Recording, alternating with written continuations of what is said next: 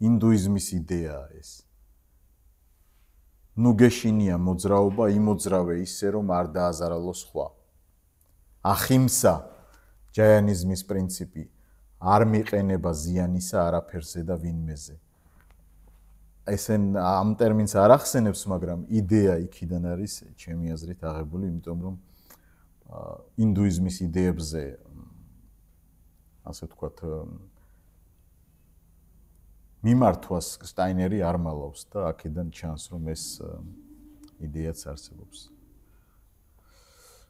მოძრაობის გრძნობა მნიშვნელოვანია და წონასწორობის ან სტატიკის გრძნობა. ნახეთ, ამ მოძრაობის შემდეგ აუცილებლად ადამიანმა წონასწორობა უნდა დაიცვას. წონასწორობა ყველაფერში.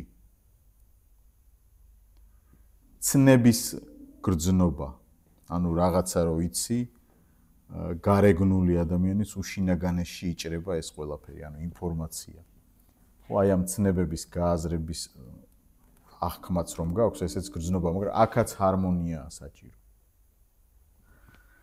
და არსებობს კიდევ ერთი მნიშვნელოვანი ასპექტი, ზეგრძნობადი გრძნობის ორგანოები უნდა აიგოს სამყაროდან, რომელიც არის ზეგრძნობადი, ანუ მიღმიერი ძალები და სამეფო ხომ გავლენას ახდენს ამ სამყაროზე და ეს ზეგრძნობადი უნდა იყოს ყველა გრძნობების წყარო, რომელიც ჰარმონიას მისცემს ადამიანს.